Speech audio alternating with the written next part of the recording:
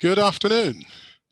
As you've heard, I'm David Case, a task force member and moderator for this panel discussion. Our aim is to have a conversation exploring aspects of racism, racial justice, and building beloved community. And to help us to do that, we have a distinguished group of panelists, and let me introduce them. The Reverend Yejide Peters is an Episcopal priest who has stepped out from metropolitan New York and the banks of the Hudson River to land in Shropshire, rural England, and is now the vicar of St. Chad's with St. Mary's and St. Alkmund's. She has had both personal and professional experience of racism, and among other things is the co-founder of Repair, Rivertown's Episcopal Parish's Action on Inclusion and Race. Welcome. Dr. Michael Privot is the director of the European Network Against Racism, a pan-European anti-racism network that combines advocacy for racial equality and facilitating cooperation among anti-racism actors in Europe. Michael has experience in the field of diversity and inclusion management, is a Muslim, and is the founder of the European Institute of Islamic Studies, collaborating in the development of a European master's degree program to train ulamas for Europe. Welcome. Thank you, welcome. And Professor Dr. Thomas Schirmacher is president of the International Council of the International Society for Human Rights, the Associate General Secretary for Theological Concerns of the World Evangelical Alliance, and presiding bishop of the Communico Messianica. He testifies on human rights to many bodies, including the EU Parliament, the US House of Representatives, and the United Nations, and is a prolific author. His engagement on our theme today includes a volume entitled Racism, which is part of a series providing insights from an evangelical Christian perspective into some of the greatest challenges we face in the world. So welcome to you too. Our approach this afternoon will be for me to pose a number of questions and invite our panel to respond. And after each question, there will be a short opportunity for Q&A. Please post your questions via the Q&A channel at the bottom of your screen. Ask your question and obviously also indicate, if you so wish, to which member of the panel it's being directed. When the time comes, our Q&A channel moderator, Zolelo Lumbi-Peter, will read out one or two questions. Because of the limited time, our panel members have kindly agreed, as far as they're able, to respond to questions offline after today's session, and we're very grateful for that. And we will aim to post the Q&A on the convocation website after the convention as soon as we can. So that's the way we're going to deal with things now. Let's start off with our first question then.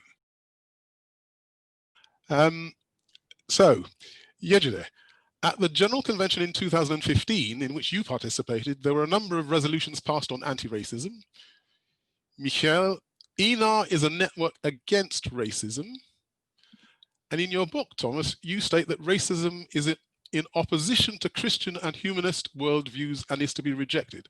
So you are all against racism, but what are you for? What is the outcome you seek? And I'll open first to Yejide, please. Thank you so much, David, and thank you everyone for having me here. This has been a pleasure just to be invited. What am I for? I'm for the full inclusion and recognition of all human persons in the variety of the dignity in which God has created them. I'm for a society that recognizes that we are diverse people with unique experiences and that neither race nor any other human-made distinction or actual distinction should ever keep us from being able to fully participate and enjoy all that life has for us. Thank you. Thomas, Dr. Thomas, please. Yes, there is a very general and a Christian answer. Let me start with the Christian answer. I find it very important that human dignity comes in the Bible, starts in the very beginning, and that means before you are even in this world, you have the same dignity, no matter what your race, what your gender, whatever it is. Yeah, even when it comes to religion, it does not depend on believing in God or not believing in God. The pure fact that you exist gives you the same dignity. And so the opposition to racism is to deal with every person with the same dignity, out of which then, of course, the legal side comes, the human rights. Yeah? And I think that goes well with the more secular reason for human dignity and human rights as we have it in international law, which states the same, that your dignity and your human rights start off before anybody else is there. So the state has to protect your dignity and your human rights, but it does not invent it. It finds it. Yeah, and I think that is also in a very personal encounter. It's the center of what we are talking about, the way how we deal with each other, even in private life. Starts at the point where I accept that everybody has the same dignity and has to be dealt like this. The very nice guy and even the criminal. Thank you. Dignity is important. Michael. Yeah, so I mean, I would say the purpose of our organization is about realizing full equality for all. And when we mean full equality, that is equality of outcomes, so that we have all the same the same potential to develop our full potential, if I can say, whatever we decide to do in our life. And of course, that concerns many fields and many aspects of who we are as an individual and a society. And our angle into this is, of course, to focus on racial justice and racial equality.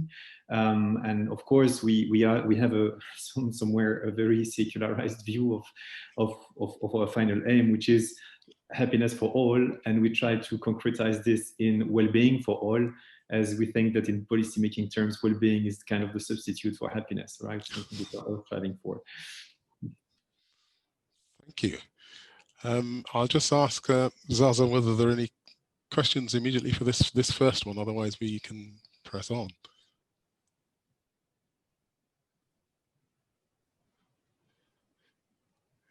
Can we unmute Zaza, please?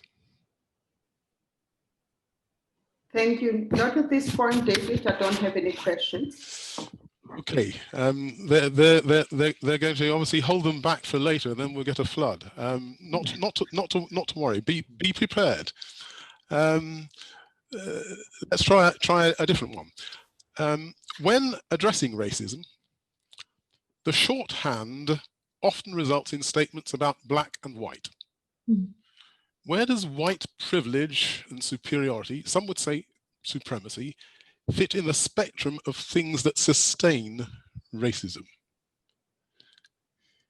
Michael, please. Yeah, that's a complex one indeed. At INA, we've been striving hard to open the field of what we call the different forms of racism. Of course, the opposition, black and white, is often, as you say, the shorthand, but indeed our societies are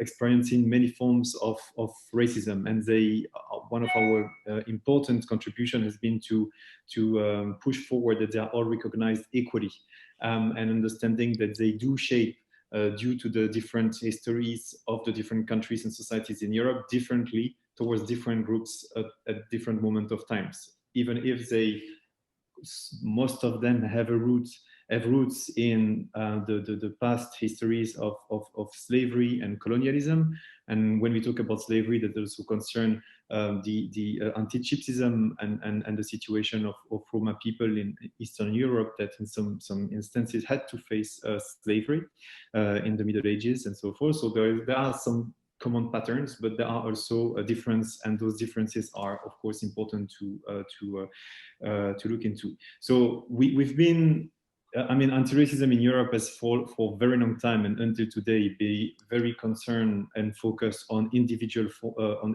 instances of racism and individual patterns of racism. So we look at what an individual might say, do as racist behaviors, racist speech, racist violence, and so forth. But we have not really looked at the structure, what we call structural racism or institutional racism or systemic racism, depending on what aspect of society we are looking for. And that's something that also as an organization we've been trying to put to the fore.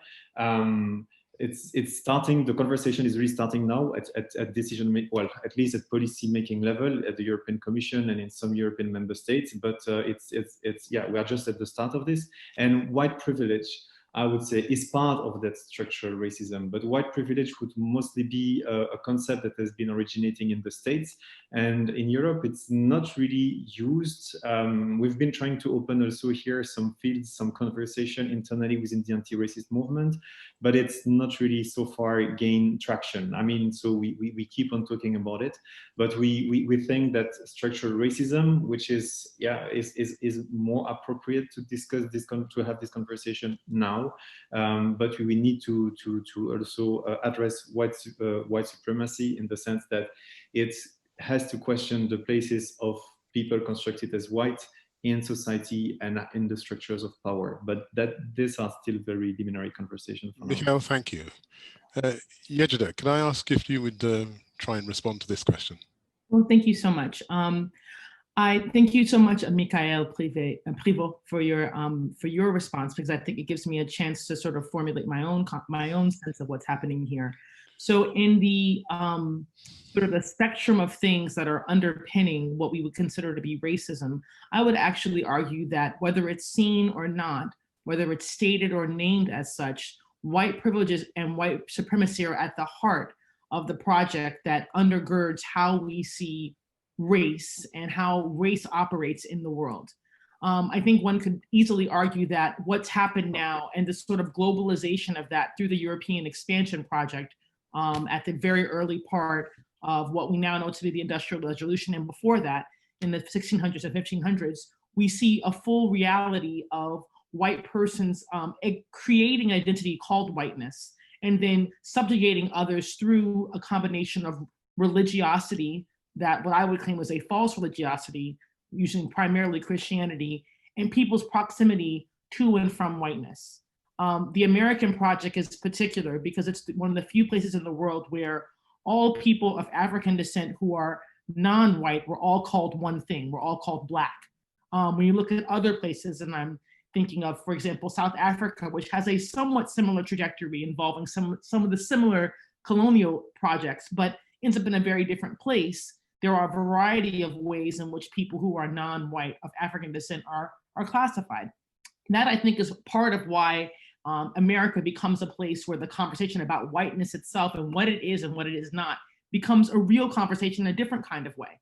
I think one of the challenges that we face right now is sort of sorting out the difference between having a conversation about white supremacy and marginalizing other groups of people who are non-white with other experiences in that conversation. I would say that people of color, of indigenous origins, people of color who are Black, people of color throughout the world, and that might not be two-thirds world, if you will, that we have a variety of experiences that are similar, but that we do have unique circumstances. Ultimately, the European project is absolutely rife with what people in America might call white supremacy. I think it'd be impossible to argue otherwise. When one looks at what's happened in, for example, the suburbs of Paris, or what has happened with the way that Maghrebian and West African people are treated throughout Europe. So I think that there are gradations and ways that works out and doesn't work out. But the reality is proximity to Blackness, to what we consider the polarity of Blackness, definitely brings with itself a challenge when one is in a predominantly white, overwhelmingly white reality, whether that's a reality of power or of numbers. Yejide, thank you. Thomas, please. Yeah, and in my book, I start out with asking what kind of racism are there on the globe? I mean, you can have racism on a very small scale between two groups, yeah, and I say historically there are only three. The number one, hatred of gypsies. The interesting thing is you will find it in all of history, and you find it in places where no gypsies live. Yeah, if you just ask people, they will have a certain perception. That's not our topic here. The second is anti-Semitism. Very similar again. You find anti-Semitism in history, even in places where no Jews lived, and that's still today. It doesn't have much to do with the question how many Jews are around, and many people who are don't ever have talked to a Jew. But the most prevailing racism in history, everywhere in history and in present, is that you look down to people who have a darker skin. And in many societies, that even does not work between, as we say, black and white, but it even goes through different stratas. Yeah, so you can see this, that there are countries where in Africa where people who have a lighter dark skin look down to people who have a very dark skin. Yeah, so, and here comes the thing for me. I do agree with everything that was said, but to counteract white supremacy, you have to understand where it comes from, and I think we have not really understood so far where it comes from. Yeah, that is, what is it that we normally have racism all over the world and all over history, looking down on people that are darker, and we don't have it the other way around. Yeah, that's not, yeah. So why do I say this? Not because I do not want to go against it, but because it's it just seems to be there.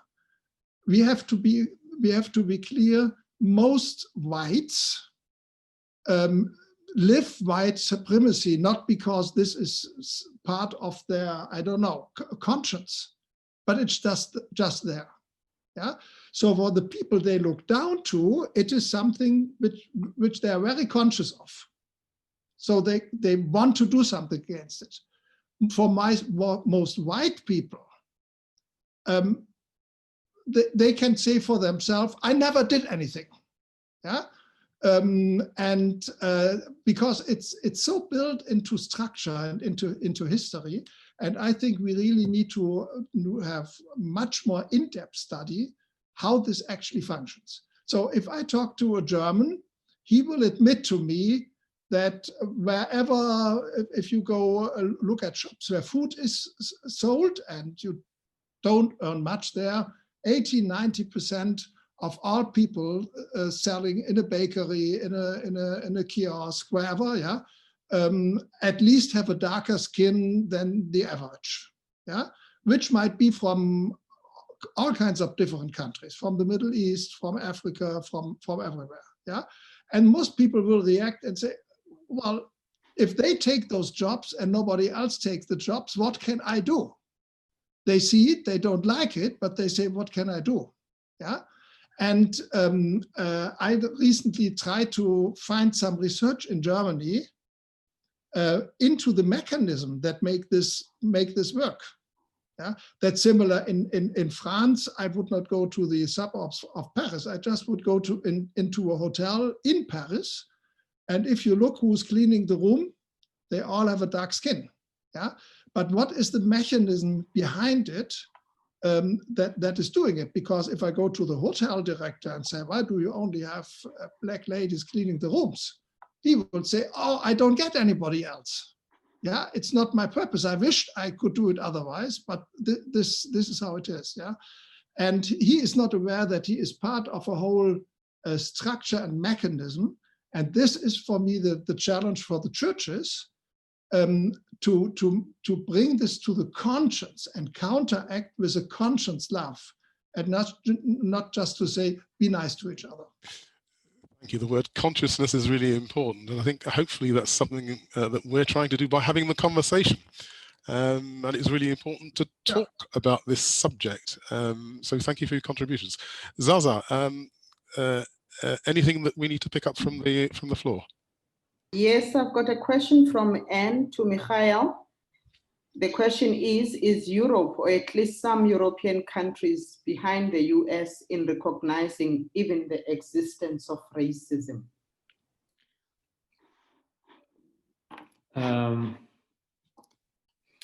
I guess it.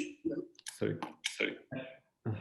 There seems to be some echoes. Okay, I guess it's rather a matter of perception, because if you look from many from many Europeans, they would say that the US is really struggling with racism and not recognizing anything. So being quite backward on the topics and having this feeling that it's Europeans who are far more advanced in that conversation. Now, if you look at it from another side, and basically from the US side, and specifically from the activists, the race equality activists, they would think that in Europe we're way backward compared to the conversation going on in the States.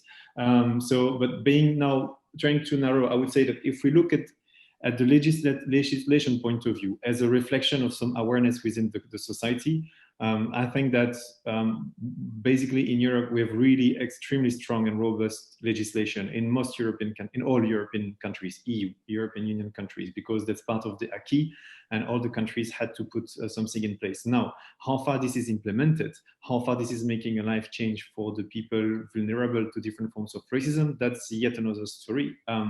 Indeed, there are different speeds in this in Europe.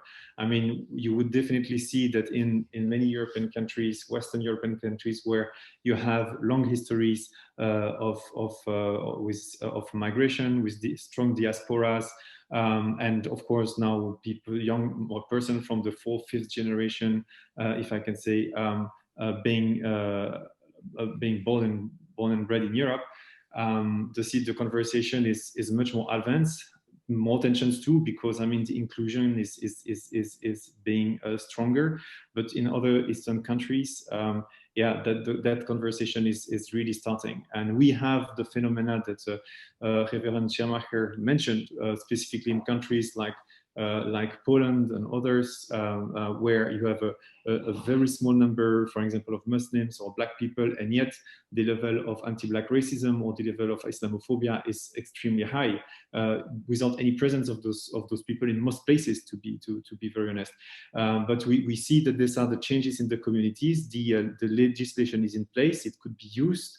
And that's the whole challenge that we have, is to have more cases, and that's very difficult, brought to the court to make the change also real and implemented in the life of the people by bringing awareness through courts, notably, but also through culture, manifestations, and all sorts of things. So that's a long endeavor, but you have already some robust things in place, and that's across the EU.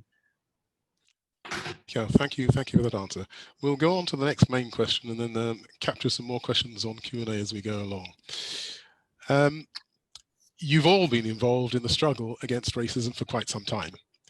Given your understanding and experience, what are the key characteristics or principal factors that signal successful anti-racism work? And what should the church do in response to racism? Big question. Short time, but what are just a few essential points in response to that, please? Let's start with you, Yejide, please.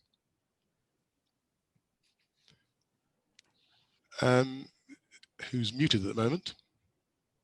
Can tech unmute Yejide, please? Yes, thank you. I'm unmuted now. I'm so sorry. Can you repeat the question, please, David? Sure. You've all been involved in the struggle against racism for quite some time.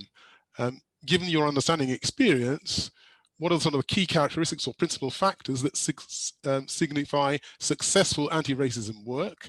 And what should the church do in response to racism? What are the signals that signify success and successful anti-racism work? In a joking way, I would say that people find themselves very uncomfortable.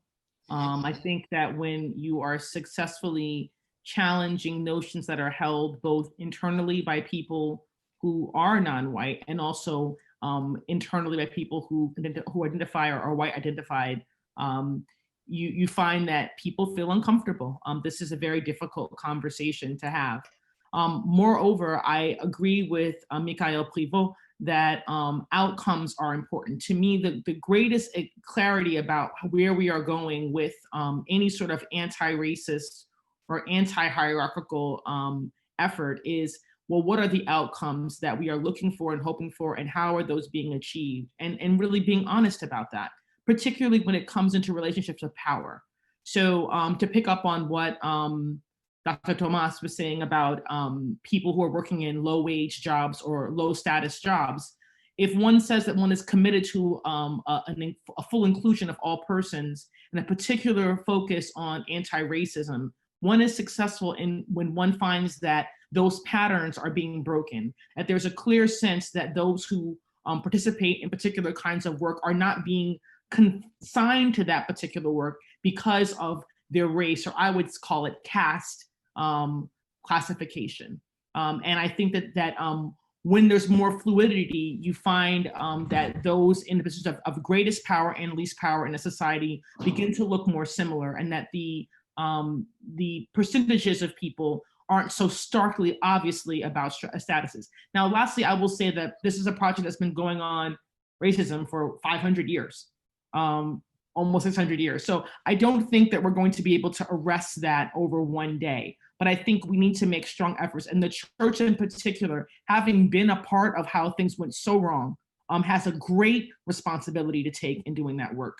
I look at a place like South Africa where Bishop Desmond Tutu was at the forefront of not just being against certain things or talking about it, but actually leading the way. And consistently, the Anglican Church in South Africa has been at the forefront of calling for total justice for all persons and full dignity for every person, not just in hypotheticals, but in actual deeds in the church. And one considers that there have been multiple Black African archbishops in that part of the world. You know that's a commitment that's real and true. So that's what I want to see. I want to see a church that's not just committed in words, but where actions on the ground match those words and things start to change. And that is uncomfortable.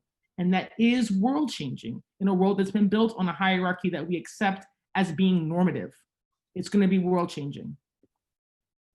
Thank you. We need to be uncomfortable and focus on outcomes.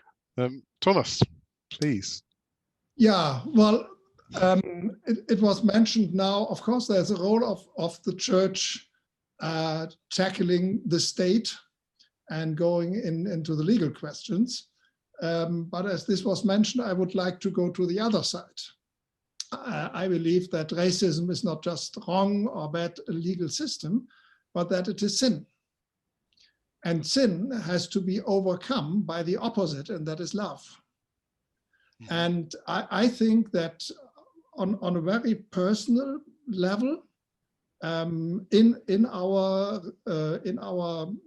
local congregations, and then up to, of course, the whole nation and beyond in international law,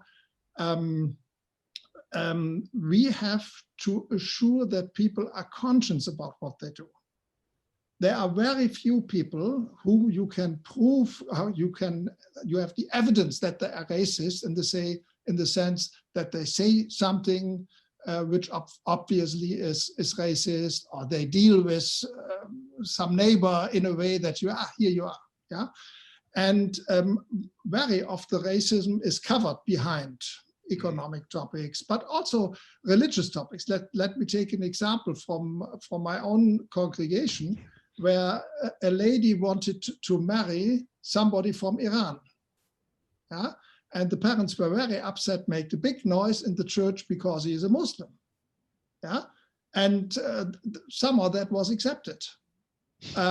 So I spoke with them and asked them, what would happen if this Muslim would become a Christian? Would you then accept him as your son-in-law? No. I mean, he probably, well, they didn't say he has it in his DNA, yeah, but they would not even be accepting. And then I said, you see, it's not really because he is a Muslim, yeah? Because but you perceive him to come from another race, which cannot change, yeah.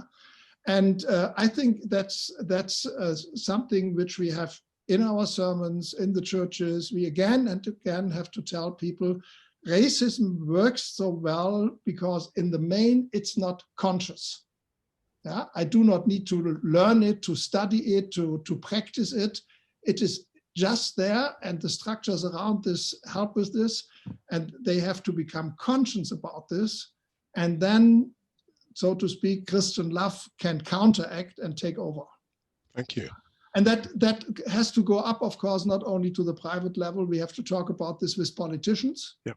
I know many politicians who see themselves as the nice guys, yeah, and are not aware of what they are doing. They see this as a problem of the right-wing people, yeah.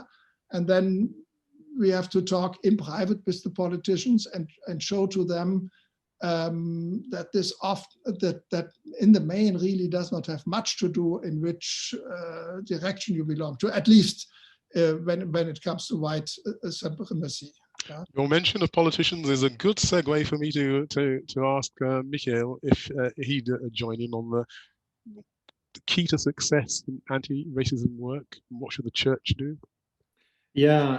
I think, well, yes, I think it's building on what Reverend Peters did. I think to try to be practical.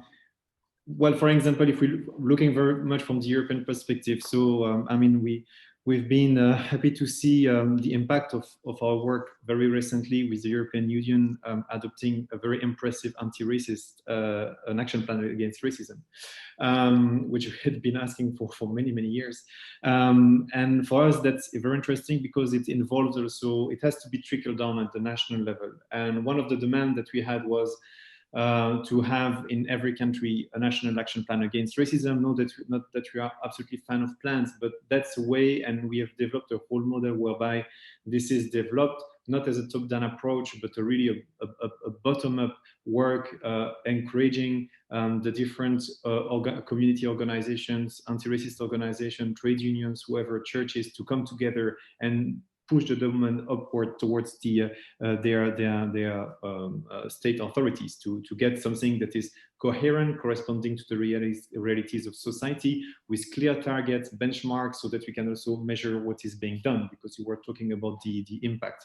And I think that in this, what you've seen, we have been piloting two efforts, in particular in Belgium and in Portugal, and churches have not really been involved in this effort. So now that all the European countries will have to start developing their own plan, and if it's not serious, to make it really serious, I think it's a good opportunity for the different churches and chapters to try to see, to contact maybe the anti-racist organization in your countries, try to engage with them and say, okay, that's on your plate now. We have to work together. We're happy to support and come on a way to learn and contribute where we can also contribute. And I think that see your nailing or of also the societies, or knitting of societies. I think you have a chance to make really important contribution, and it really goes in the way of what Reverend Peters did, and also Reverend Thomas. And if you, I think, yeah, it's good to have conversation within the church. In your own chapter and so forth, but that's how much you can do when you are among yourself and you know yourself, each other, and that might be tough conversation. However, if you decide to move and to engage in supporting this and an endeavor such as this one, you will be in contact with many other communities and members, and that will be a learning process and journey for your communities as well, and the conversation will happen no matter what. And sometimes it's easier to have conversation with people we are not so familiar with than with people that we have many contacts, and it might be difficult to have robust conversation because we don't want to get angry, basically. So I think it's a really great opportunity for your communities to engage, and ultimately this is where we will see at the end of the day the impact. Just in a second, in my country, in Belgium, we have regular monitoring of the population, and when it comes, for example, to Black people in Belgium, at the same study level, the same age group, there is a 30% employment gap compared to white people from the same age and same diploma level and so forth for Black people. It's, I think, a 10% gap for people from a Maghrebian background and so forth. So that's huge. I mean, 13% gap, 30, you don't overcome this in 2 years. But at least as there are regular monitoring, this is where you will be able to see the change, not in the superstructure, media discourses, laws and so forth, but in the practice. Because when this change, it means that all the rest is changing. And these are good things. In other countries, you have similar types of regular monitoring of the population. And I think that this is the kind of things where you could put on your dashboard, if I can say, where you could see over years if there are changes being implemented and happening in society. Michael, thank you very much. Thank you all of you. Yes, Thomas, do come back in. Yeah, I would like to react to it. It's not nice of our Muslim friends to leave the churches out a bit, but for me that's a bit too quick. Yeah, because we have to admit that the most obvious example that the churches have not finished their task is if you look at our own leadership. Yeah. Let me take the Catholic Church, not for Catholic bashing the Catholics, but it's much easier to get numbers and to compare this. It's very similar in other churches too. Yeah? If I take the Catholic bishops' conferences in Europe, they normally, when it comes to the priests or the nuns, it looks as if race doesn't play any role. But if you then look at the bishops, you suddenly find that the percentage of bishops that have the majority identity normally is 100%. Perhaps there is an exception. Yeah. So if you go to France, in France, you have you do not only have white Catholics, you have a lot non-white Catholics, but virtually, and when it comes to the priests, that's reflected. But when it comes to the bishops, you would think that France is a purely white country. Yeah, that is talking about a country in which the Catholic Church is against racism. If I go to Poland, I will not go into details now. You also have places where the church it is involved in certain racist agendas. But even in countries where the official church officially is against racism, if I look at the leadership, there are typical mechanisms that you cannot get to the top if you as if every bishop would be voted in by a 90% majority of the people, and so the others have no chance. Yeah, so I think we have a lot of homework to do. Sure. I'm sorry to interrupt them, but this is absolutely stunning, and I'm sure we could carry on this discussion for quite some time, and maybe we'll have to do a repeat at some stage. You've given us so much to think about. You've contributed directly and openly. We're very grateful for you giving us the time. We're particularly grateful to you for agreeing to answer questions offline, and there are a number of questions that I'm afraid we've not been able to get to because we're trying to squeeze so much into this afternoon. You've given us much to think about within the church and without the church, and we need to remember that we can't do it all on our own, and I don't think that's our intention. We need to listen and learn from others and work together. Racism is a sin, I would say that, and certainly we need to show the love of Christ to all around. Thank you so much. Unfortunately, because we're not physically present, we can't show you our appreciation in the normal way, but thank you.